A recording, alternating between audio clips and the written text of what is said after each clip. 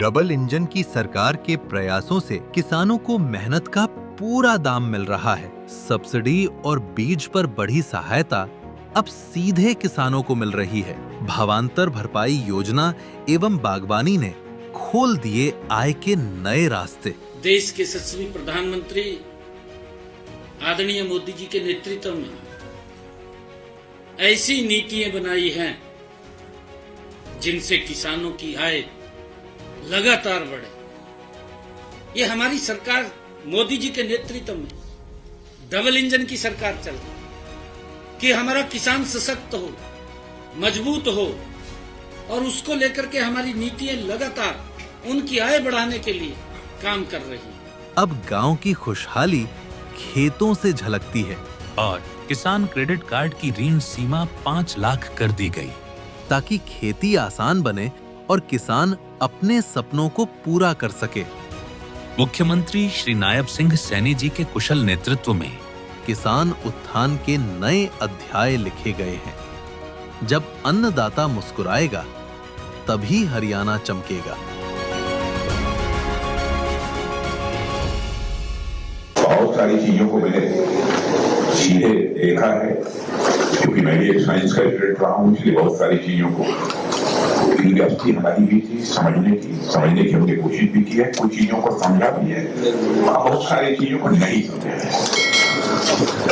Honestly कुछ चीजें समझ में आ रही है और ऐसा काम आप लोग करते हैं कि बाहर बैठा हुआ व्यक्ति यहाँ की ग्राउंड रियलिटी को नहीं समझ सकता। आपका डिवोशन, आपका डेडिकेशन और कोई पब्लिसिटी नहीं, कोई पॉपुलरिटी हासिल करने की इच्छा नहीं, पूरे डिवोशन के साथ आप सब अपने काम में लगे हुए हैं। और यहाँ में Kaveri dry engine, smart turbofan engine और एडवांस टर्बो गैस जनरेटर का डिस्प्ले, ये भी देखने का अवसर मिला है। सच बात है कि ये सब देखने के बाद मेरे अंदर एक सरप्राइज, एक गौरव की अनुभूति हुई है। और मैं इंजीनियरिंग के बारे में कह सकता हूँ कि न केवल भारत के, बल्कि मैं कहूँगा कि दुनिया के जो हाईली रिप्यूटेड एस्टेब्लिशमेंट्स होते हैं उनमें से है, लेकिन अपनी रेपुटेशन को और अधिक आगे बढ़ाने की जरूरत है। बीइंग ए डिफेंस मिनिस्टर, मैं आपको एश्योर करना चाहता हूँ कि गवर्नमेंट के बार मैं डॉक्टर कामत से कह रहा था क्या करना चाहिए, पहले इतनी तेजी से काम क्यों नहीं होता था, तो उन्होंने कुछ रीजन बताए हैं, वो सही बताए उन्होंने। लेकिन आज गवर्नमेंट चाहती है कि इंडियनाइजेशन बहुत तेजी के साथ होना चाहिए और वो काम आप लोग कर रहे हैं और हम लोगों का कमिटमेंट है कि इस काम को पूरा करने के लिए जो कुछ भी जिस भी प्रकार की हेल्प की, जिस प्रकार के असिस्टेंस की जरूरत होगी, गवर्नमेंट को असिस्टेंस प्रोवाइड करने के लिए पूरी तरह से तैयार है। As a defence minister I would like to assure you all.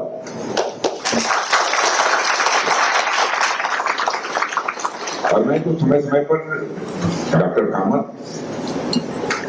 इनकी अगर रेपुटेशन है साइंटिस्ट के रूप में, और इनका साइंटिस्ट के बीच एडमिनिस्ट्रेशन कैसे करना चाहिए उसकी स्किल भी मैंने डॉक्टर कामत के अंदर भी देखी है।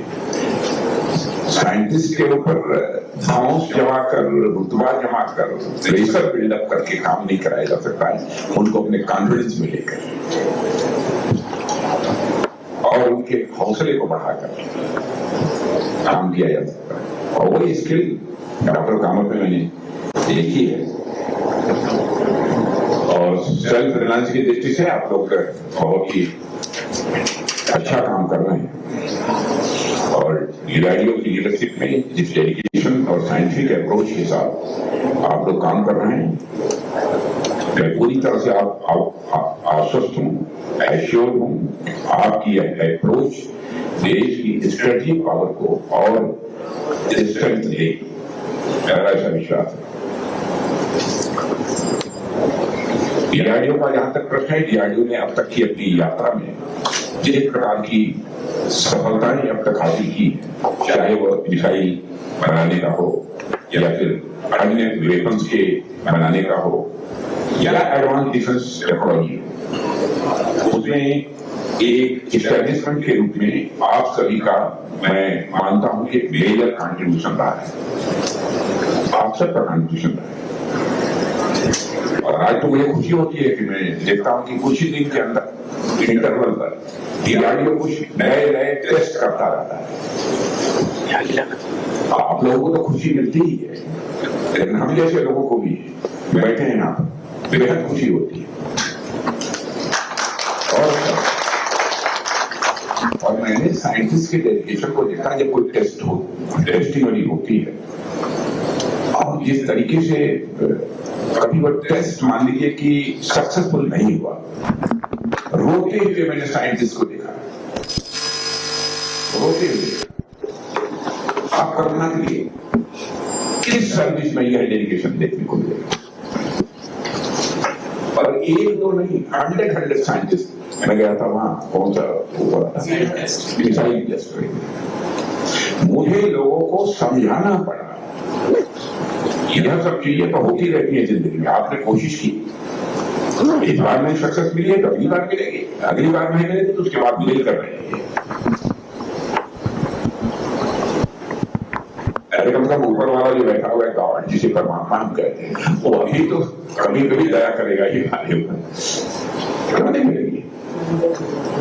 आप आज इसलिए परिश्रम करना है तो उसका परिणाम आपको मिलेगा। और आजकल तो डीआरडीओ का अचीवमेंट शायद ही सुनने को लोगों को मिलती रहती है। और एक चीज की टेस्टिंग की चर्चा कंप्लीट होती नहीं है, तब तक दूसरी अचीवमेंट की खबर बराबर आ जाती है। तो यह सुनकर भी हम लोगों को भी, कभी कभी प्रधानमंत्री जी भी रहते हैं साथ, उन लोगों की बात होती तो सब बहुत अच्छा लगता है। और मैं ये कहूँ कि सचमुच हमारी भारत की स्ट्रेटेजिक कैपेबिलिटी का आधार ये डीआरडीओ बन चुका है, तो यह कहना एग्जैगरेशन नहीं है।